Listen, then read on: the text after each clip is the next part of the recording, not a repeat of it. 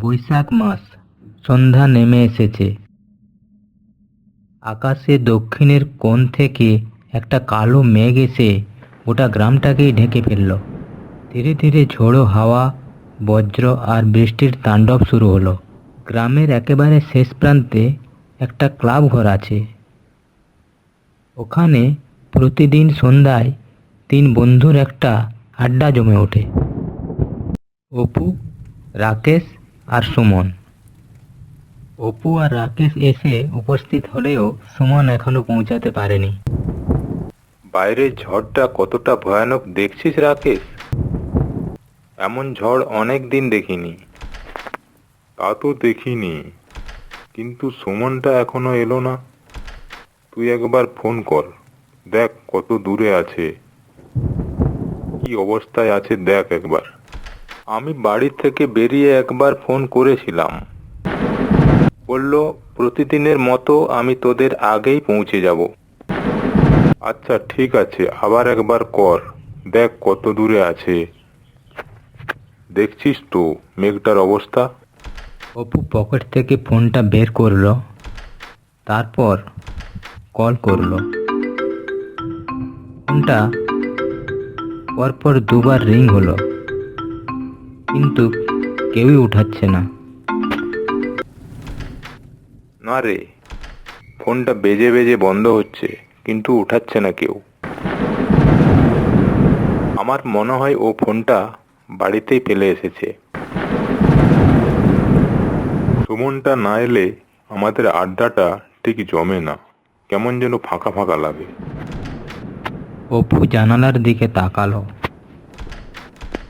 বাতাসটা যেন ধীরে ধীরে ঝড়ের আকার নিয়েছে, আর বিদ্যুৎ খুব সামনাসামনিই পড়ে চলেছে। দেখ রাকেশ, দেখ দেখ, জানালার দিকে দেখ, ঝড়ের গতি ক্রমশ বেড়েই চলেছে। আজ আমাদের গ্রামটাকে পুরো উলটপালট করে দেবে। খুব ভয় হচ্ছে। 7টা বেজে গেল, এখনো সুমন এলো না। সন্ধে 7টা বেজে গেল, এখনো ঝড় থামেনি। একটার পর একটা বজ্রপাত আর ঝড়ের দাপট। কালবৈশাখীর তাণ্ডবে ঘরের ছাউনি, টিনের চাল সব উড়িয়ে নিয়ে যাচ্ছে। ক্লাব ঘরের পাশেই দাঁড়িয়েছিল একটা পুরানো বড় আম গাছ। তারই একটা বড় ডাল ভেঙে পড়ল বিদ্যুতের তারের ওপর।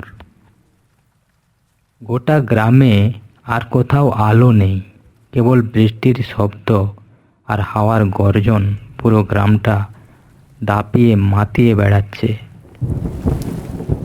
পুরো গ্রামটা যেন অন্ধকারে তলিয়ে গেল।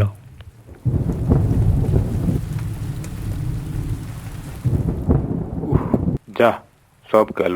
আমি জানতাম এটাই ঘটবে। এত ঝড় বৃষ্টি, তার উপর অন্ধকার। কোনো গাছের ডাল খুঁটির ওপর পড়েছে নিশ্চয়ই। এখন তো কোথাও মাচিসও নেই। ওটা তো সুমনেরই কাজ ছিল, তারই পকেটে মাচিস থাকতো, সেই আলু জ্বালার কাজ করত।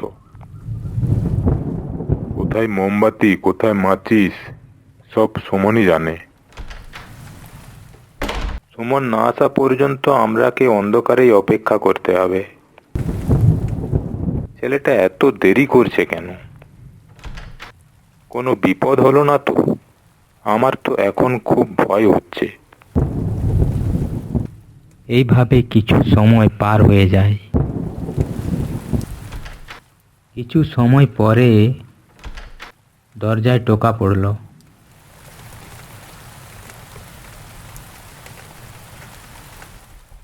কে কে বাইরে?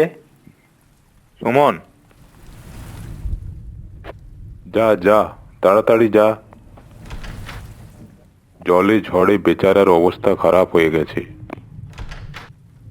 অপু দরজার সামনে এসে আবার ডাকলো। কে? সুমন, তাড়াতাড়ি দরজা খুল, জলে ঝড়ে আমার অবস্থা খুব খারাপ। অপু দরজা খুলে দিল। সুমন বাইরে দাঁড়িয়ে আছে। জলে তার পুরো শরীর ভিজে, জল ঝরছে শরীর থেকে। এত দেরি? আয়, বস বস। সুমন, তোর ম্যাচিসটা জ্বাল। চারিদিকে অন্ধকার, কিছুই দেখা যাচ্ছে না। জ্বাল, তাড়াতাড়ি জ্বাল। আমি এখন অন্ধকার জগতের যাত্রী। আলো জ্বাললে আমাকে আর দেখতে পাবি না।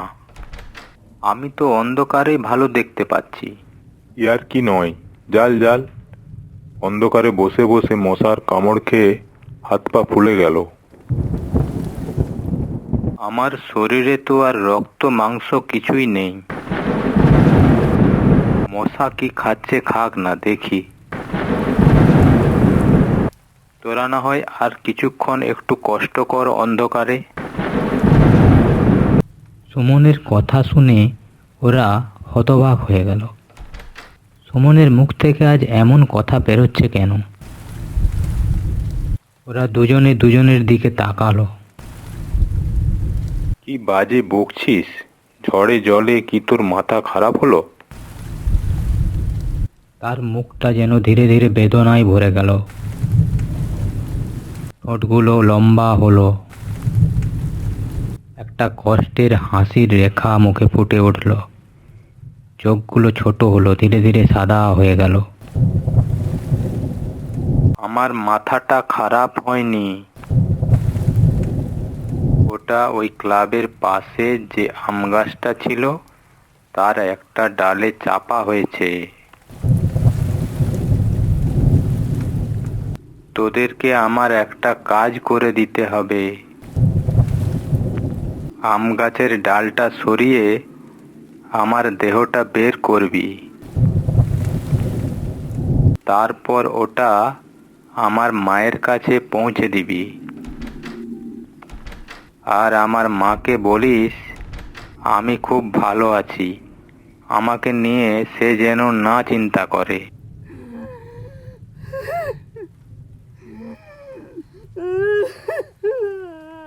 চির বিদায় বন্ধু, আজই আমার আড্ডা শেষ।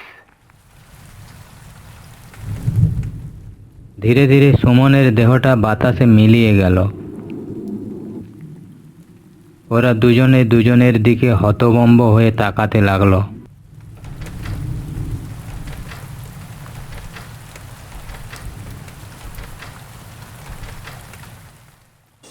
সেদিন মায়ের কাতর অনুরোধ উপেক্ষা করেও সুমন বাড়ির থেকে বেরিয়েছিল। প্রতিদিনের মতো আজও অনেক আড্ডা জমে উঠবে এই আশা নিয়ে। মনের মধ্যে জমে থাকা কথা আর হাসি হবে আড্ডার মূল বিষয়। টপ টপ করে বৃষ্টির জল পড়েই চলেছে। রাস্তায় কাদামাটিতে পা ফসকে যাচ্ছিল। সুমন হাঁটতে হাঁটতে ক্লাব ঘরের কাছাকাছি চলে আসে। সুমন কিছু বুঝে ওঠার আগেই সামনে থাকা বিশাল আম গাছটার একটা ডাল বজ্রের তীব্র আঘাতে ভেঙে পড়ে সুমনের মাথার ওপর। মুহূর্তের মধ্যেই সব শেষ। আম গাছের একটা মস্ত ডালে সুমনের মাথাটা চাপা হয়ে তার প্রাণটা বেরিয়ে যায়। বাইরে তখনও বৃষ্টি হচ্ছে অল্প অল্প। বাইরে বেরিয়ে দেখলো সত্যি আম গাছের ডালে সুমনের মাথাটা চাপা হয়ে আছে। মৃত সুমনের দেহটা তখনও সেখানেই পড়ে আছে। গাছের ডাল সরিয়ে ওরা দেহটাকে বাইরে বের করে আনলো। সুমন মারা যাওয়ার পরেও আমাদের সঙ্গে দেখা করতে এসেছিল। ভাই সুমন, তুই যেখানেই থাকিস ভালো থাকিস। মনে হলো সুমন যেন পাশেই কোথাও দাঁড়িয়ে আছে। সেখান থেকে ঠান্ডা বাতাস এসে ওদেরকে জানিয়ে দিল, আমি তোদের পাশেই থাকবো চিরকাল। সুমনের কথা মতো ওরা তার দেহটা মায়ের কাছে দিয়ে এলো। আর ওর মাকে সান্ত্বনা দিয়ে এলো।